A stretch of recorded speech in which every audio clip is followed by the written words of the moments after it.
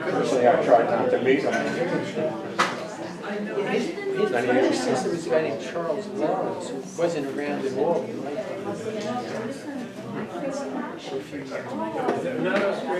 The Japanese man arranged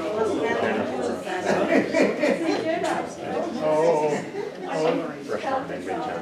Okay, we're ready to start, so if you want to take your refreshments and have a seat, please do.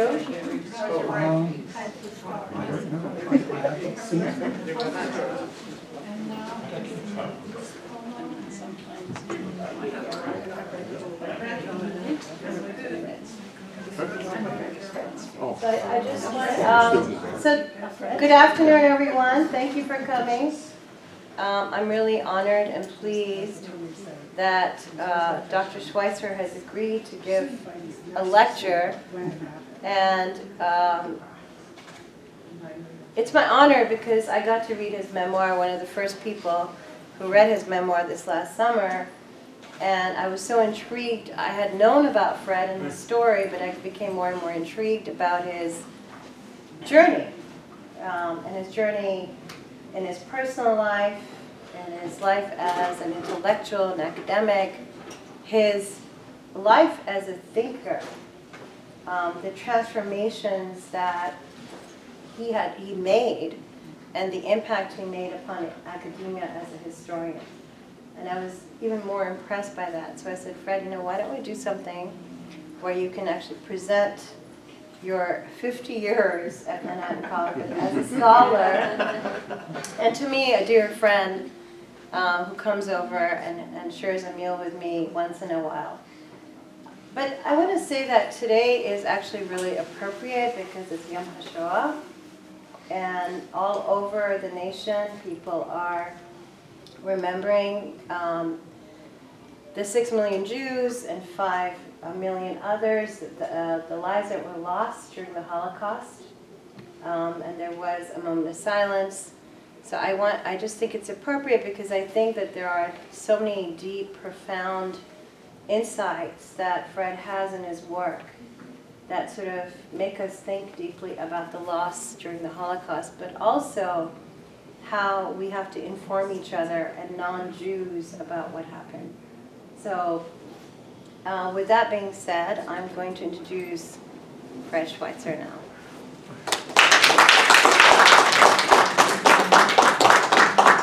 Thank you, Manaz. Thank you very much. With regard to the Holocaust Resource Center, which is now HDI, everybody's here. I'm here. Jeff Horn, who was the hyphen, connected me to Manaz. So triple advantage.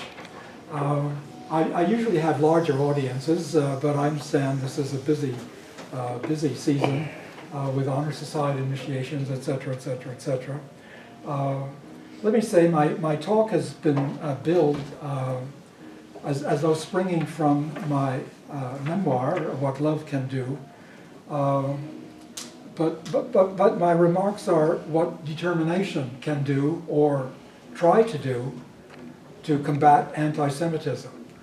Love is very much a part of my story. Jacqueline was very much my collaborator in research and editing. And as some of you have said who have read Manaz among them, I'm such a romantic, yes, indeed. So if you don't have the memoir, I don't have any more left. I can provide a link online for you to get it and read it on your computer, on your computer, and it comes up very well. So 50 years at Manhattan, half a century. That means I'm 92, going on 93. How I became a Jewish historian. I could also say how to become a Jewish historian, or even you don't have to be Jewish to become a Jewish historian. Half a century on, that half century falls in the middle. I arrived at Manhattan in my 20s, and 20 years or so have elapsed since I retired, though I'm not really retired. Let me give you a bit of a prologue. I was fathered in Germany in the Roaring 20s, but born in New York City in the Great Depression.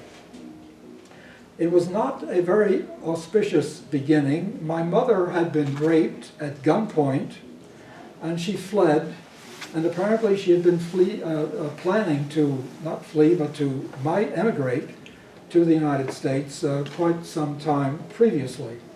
Well, we scraped along in various locales, mostly in Westchester, scraped along in the depths of the Depression, when suddenly, to me at least, we returned to Germany in 1935.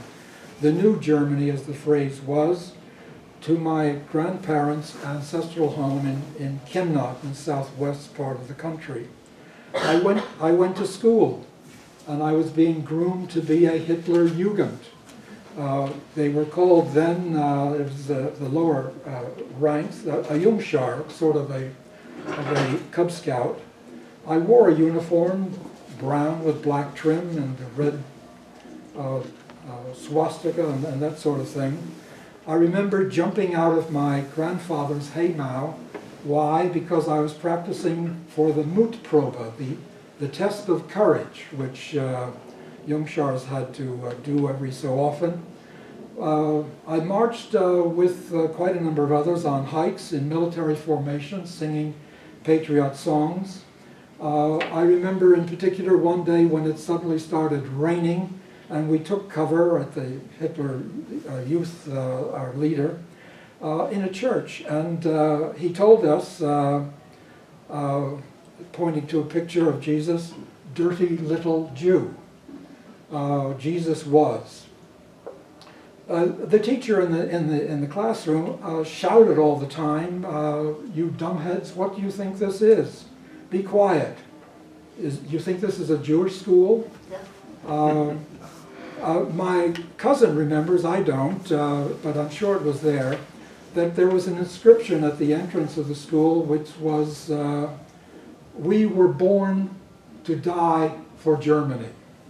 And that was, this was education for death. Well, my education for death came to an end when Hitler occupied the Rhineland, and violating the Versailles Treaty, of course, which was not so punitive or negative or destructive as it's been made out to be. But my mother was desperately afraid that this meant war. And she remembered particularly as a child World War I. Her father, who was a cavalryman, came home twice, badly wounded. She was desperately afraid of that sort of thing. She seemed at some points, some stages of the war, to hear the artillery firing in the not too great distance. So she decided we're going back to New York, back to the USA. And I can still remember a terrible argument. My grandfather, who was very belligerent and angry, shouting, threatening, my grandmother crying and pleading, and my aunt, she was my playmate. She was my mother's youngest sister and only a couple of years older than I, also crying. But nothing. My mother wouldn't hear of it, so off we went, and we were back in these United States by the summer of '36. My mother got a job at Caroline Rest in Hartsdale. It was a home. It doesn't exist any longer. A home for unwed mothers and indigent mothers and so on. There was no place for me to stay there, and she found, by sheer luck, a home for me with a Jewish, no, not Jewish, but they had lots of Jewish friends. They were Philo Sunnites. At any rate, on a chicken farm in New Jersey. And I saw my mother only once a month when she came out for a weekend to the farm. And my real mother was my country mom. Later I called her my alma mater. I was really her child, and my mother hardly knew me except for these weekends intervals until I was about 20.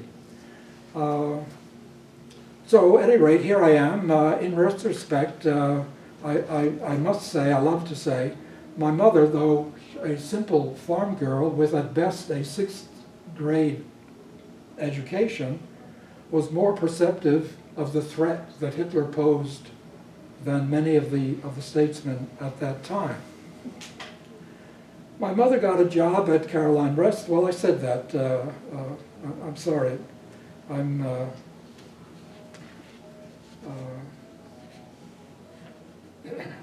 I indicated that and then got diverted.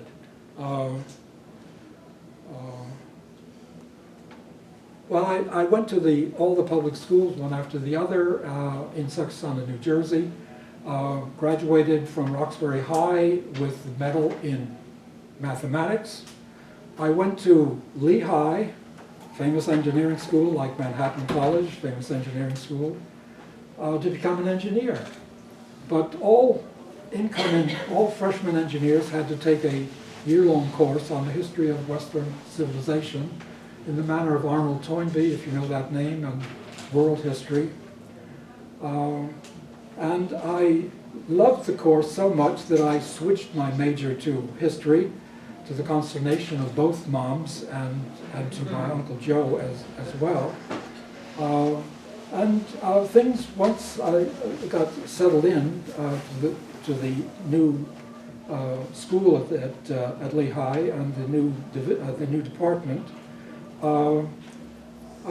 things went along smoothly, sailed along academically into my junior year when I got notice that I was likely to be drafted. Well, I dodged that and joined the United States Air Force. And I served for 2 years. I was discharged, honorably discharged, with the cutbacks that came with the Panmunjom truce, ending the Korean, or not ending certainly, but pausing, as it were, the Korean War. I was discharged in Texas, and I had gone to Baylor University, which is near what was then Connolly Air Force Base, and taken courses in Latin America. So to Mexico I will go. If I don't go now, I never will. I went. I met Esperanza. It was love at first sight. And I proposed to her I was there for 2 weeks. I proposed to her the last night I was there, and persuaded her. She was still uncertain and reluctant. I pledged to her that I would write and that I would finish my degree at Lehigh, and then she should come. And she did in April of '54. We were married civilly and religiously. I graduated in June. We spent the summer on the farm with my alma mater, the country mom, and Uncle Joe, and then in the fall came to Manhattan, where I began my graduate work in history at Columbia.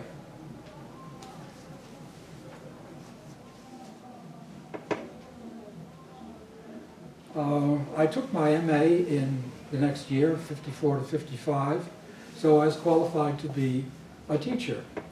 I also had a son born to me, so I was qualified to be a dad. Miraculous year. One evening in Garrett Mattingly's class on the tutors, on Tutor England, Harry Hazelton, who was he was a Manhattan graduate and in the history department and pursuing his doctorate, told me there was an opening in history at Manhattan and that I should apply. So I did, and here I am, again, here I am. I came up on the subway and I was startled when suddenly I realized the train is rolling through the Bronx. I must have missed the stop. How could Manhattan College be in the Bronx? I was interviewed by the head of the department, Brother Casimir Gabriel, a prince among men. That was about a half hour, and he hired me. This was part-time in medieval history. Two of my students are here, and they will tell you about medieval history as Professor Schweitzer professed it. I was short on medieval history. I knew, but my credentials were otherwise up to par.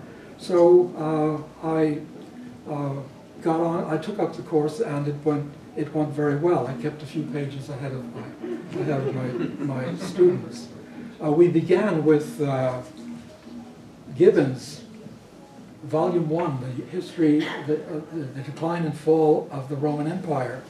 We chopped out Brother Gabriel. The book was on the index of prohibited books, and Brother Gabriel gave me permission to use it because I had snipped out the 2 chapters, which are bad history. They're more like Enlightenment pamphlets, anti-clerical.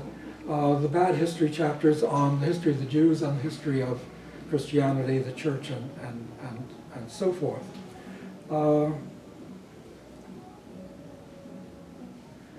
2 years later, I became full-time and taught the Greek history. That was 16 hours. These were 2-credit courses.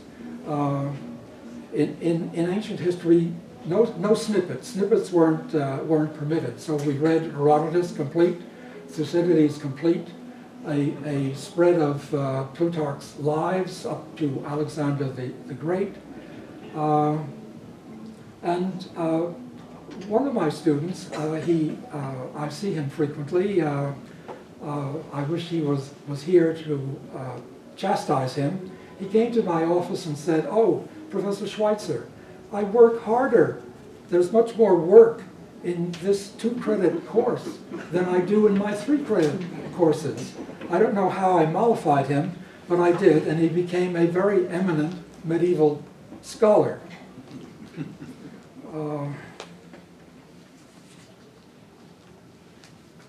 In Roman history, we did the same sort of thing. Well, I was inching along toward my Ph.D., by inches really. The dissertation, it wasn't finished until 1972, and I confess it's long. It's 604 pages long. And as someone in this audience will tell you, too many words, Fred, too many words. Well, one day, another special day, in 1968 or 69, I don't remember exactly because it didn't seem momentous at all at that time, but Brother Patrick, the chair of the history department, called me in and said that I should write a 60-page summary, a 60-page pamphlet outlining Jewish history in the Christian era. And this was to be part of the Archdiocese efforts, commitment to implementing the Second Vatican Council's document, Nostra Aetate. I'm sure many of you know, Nostra Aetate is a great milestone in the history of the Church. It's the first proclamation in the history of the Church to speak affirmatively, positively, welcoming, and with a sort of apologetic of suffering at our hands. The first document of this kind in the Church's history, and it's a magisterial document, which means that it's binding on the faithful.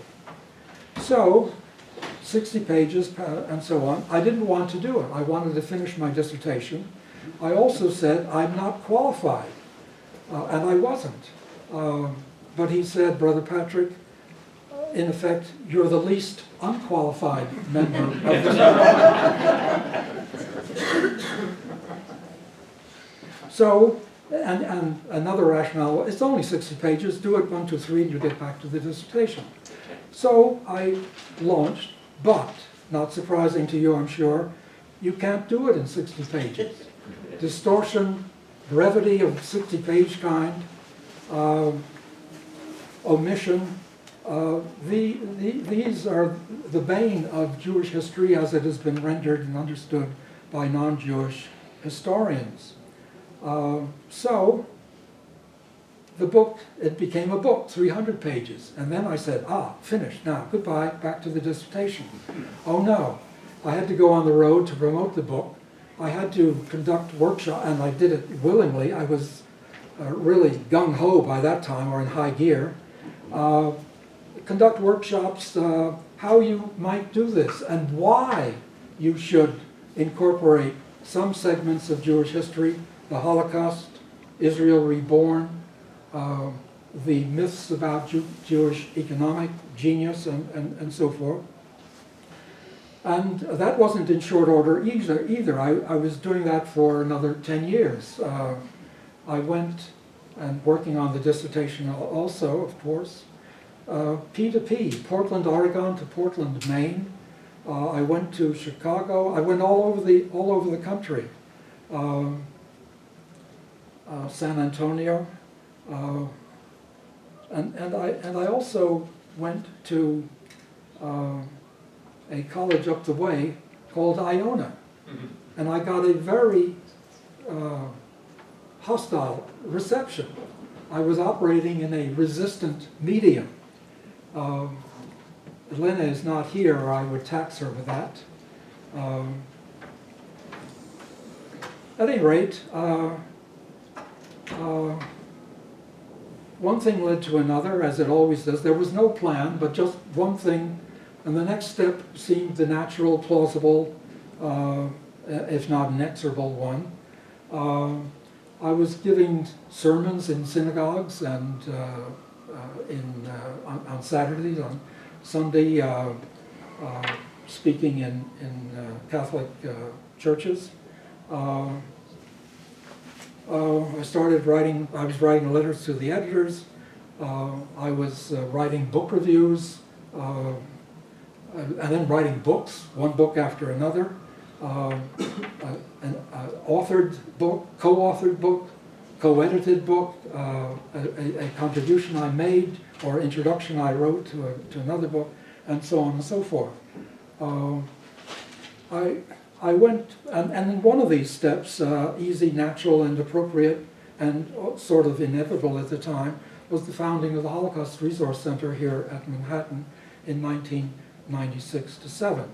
So along the way, one morning, I woke up to my surprise that I was a Jewish historian, willy-nilly.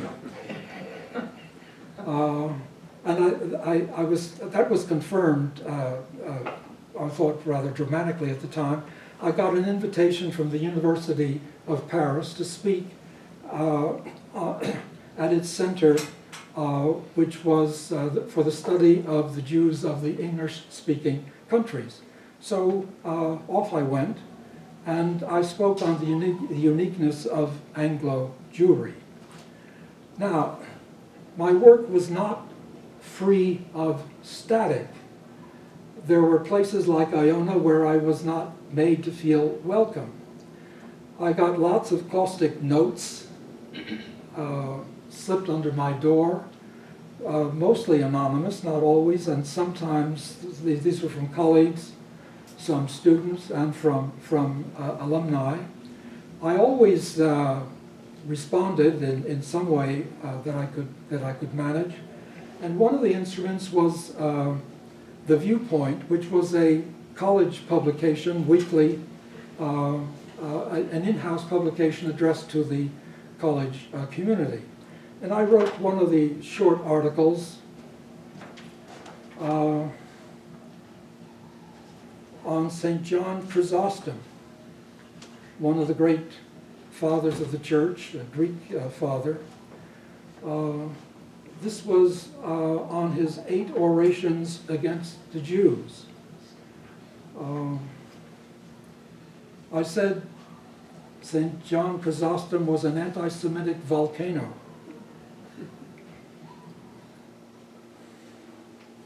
That every strand of anti-Semitism that you can imagine is to be traced in his work. And I was struck particularly about the vehemence, the hateful words. Their odious assassination of Christ requires vengeance without end, no expiation, no indulgence, no pardon. Well, I concluded that in the light of Nostra Aetate, this sort of thing must be censored, has to be dealt with, has to be answered. And I perhaps compounded matters when I said that the New Testament in itself, and owing to the interpretations of it by the Church Fathers, was the most dangerous of all anti-Semitic books.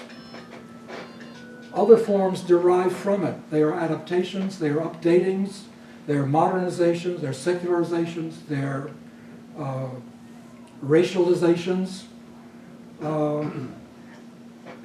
And so I got lots of static for that, I almost invited it. And the scandal, that was one of the terms I heard at me. Well, I got around that by quoting another father of the church, Pope Gregory the Great, who said, "Though scandal be taken at truth, it is better to tolerate the scandal than to abandon the truth." And that became my motto and watchword, as it were. Some alumni and donors complained about my undermining the church, so on. And these letters came to Brother Thomas. He called me in one day, and we had it was a very pleasant chat. He told me showed me some of them, and then he either tore them up or threw them in the wastebasket or put them back in the file. And I must say, and it's essential, I would not have gotten very far at all. The college administration supported me throughout. The college was committed to Vatican II and all its sundry changes in the nature of the teaching of the church. As I say, I enjoyed that backing and support from the start, first under Brother Stephen Sullivan, and then under Brother Thomas. Now, part of the rancorous opposition, the worst, I think, came from Esperanza. Initially, she thought that I, and all this tremendous effort was to convert the Jews to Catholicism. When she realized that I was doing the opposite, that I was trying to rectify and answer to millennia of persecution, she turned on me viciously, and I mean viciously. She attacked me verbally in public, embarrassed me in the presence of my students and faculty colleagues. She condemned Vatican II. She wrote accusatory letters to Brother Thomas, to the Cardinal, to Pope John Paul II.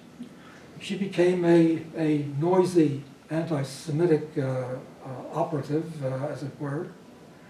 But nothing stopped me. I was undeterred and undeterrable.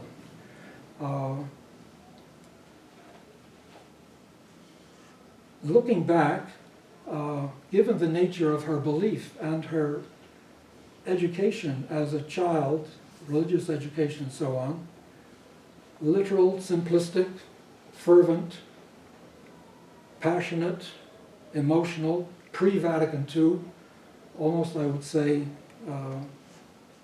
pre the famous Tridentine Conference of the 17th century, that kind of Catholicism. And was nurtured by the mysticism of Sir Juana Inés de la Cruz, a marvelous poet, and we at one time we'd read her poetry in Spanish together. But Esperanza, I wasn't particularly aware of it, or just perhaps took it in stride. I knew she was and accepted that she was a believing, practicing Catholic, but she prayed for the conversion of the Jews, just the opposite of what I was doing. And she felt, I think, that she would be damned if she didn't. And she certainly thought I was damned, I was in Satan's grip, and so forth. And perhaps the point of what I've been saying is that kind of conviction, fervent, genuine, anti-Semitic conviction, is one of the main difficulties in combating anti-Semitism. Let me give you one example that I used frequently. Martin Luther on the Jews and their lies. The ferocity, the snarling, the brutal language. And in German it's worse. I once spoke to a German Lutheran congregation. They didn't know the Jews and their lives. Some of them knew, not one as I can remember, but some of them recall that Luther had spoken favorably about the Jews, and that is true. What the explanation for the great switch is, I don't know, but it's possible that he expected their conversion. When he was disappointed, he went to the other extreme. But here he is. What shall we Christians do with this rejected and condemned people, the Jews? First, to set fire to their synagogues or schools, and to bury and cover with dirt whatever will not burn, so that no man will ever again see a stone or cinder of them. This is to be done in honor of our Lord and of Christendom, so that God might see that we are all true Christians, and do not condone or knowingly tolerate such public lying, cursing, and blaspheming of his Son and of his Christians. Second, I advise that their houses also be razed and destroyed, for they pursue in them the same aims as in their synagogues. Third, I advise that all their prayer books and Talmudic writings in which such idolatry, lies, cursing, and blasphemy are taught be taken from them. Fourth, I advise that their rabbis be forbidden to teach on pain of life and limb. Sixth, I advise that usury be prohibited to them, that all cash and treasure of silver and gold be taken from them, for they have stolen and robbed all they possess from us. Sounds like Karl Marx in 1844. We must save our souls from the Jews, that is, from the devil and from eternal death. There you have the demonization of the Jews, which is the anti-Semitic form, which to me is the most lethal. I'll come back to that in a bit. And he doesn't call for genocide, but you could read into Luther genocide. Now, Luther is doing little more than elaborating on medieval anti-Semitism. And if you examine medieval anti-Semitism, you will scratch your head and wonder, how on earth did the medieval Jews survive? A very small population, powerless, no weapons.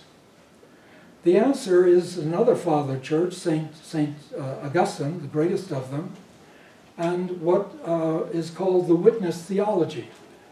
Saint Augustine said that the Jews testify to the truth of Christianity by their sacred scripture, and therefore they must not be destroyed, but it was perfectly acceptable to him and everyone that they should live in degradation. It seems to me that teaching, and others that you can follow it in the later centuries, is the one stay. That is the one thing that held the hand of annihilation back. Not all the time. There are expulsions, massacres, and what have you, but essentially. This is 1,000 years later. It's kind of a quirky, it's a 15th century writer. He says, to be a Jew is an offense, a crime, though one that is non-punishable by the Christian. That's the kind of restraint. As I say, the teaching was often ignored, And it was nullified altogether by the racial, so-called racial science. Jews might be able to change their religion, but they couldn't change their race. Let me jump around and recall a trial, a hearing on the merits, it was called, which I participated in as an expert witness on anti-Semitism. This was Ernst Zundel. Ernst Zundel was a businessman. His business was anti-Semitism. There were lots of speeches and rallies and what he put out online, praising Hitler in his book, The Hitler We Loved and Why, and so forth. And a Holocaust denier, if there ever, he's probably the inventor of the Holocaust denying Jew, because there was no Holocaust. So it's another, Luther speaks of the Jews and their lies, and here is another German speaking on the Jews and the lies about the Holocaust.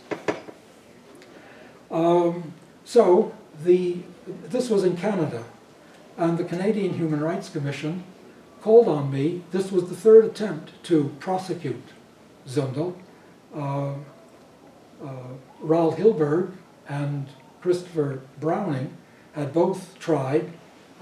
They're two eminent historians. I was second string by comparison to them, but they failed, and I succeeded. How did I succeed?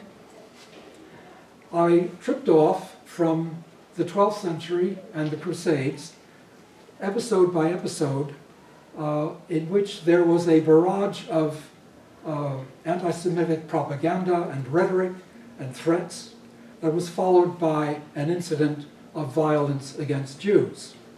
And I showed that literally, in the most literal way, that Zundel paraphrased, quoted these phrases, this horrendous idiom, and said that likely, though not inevitably, historians don't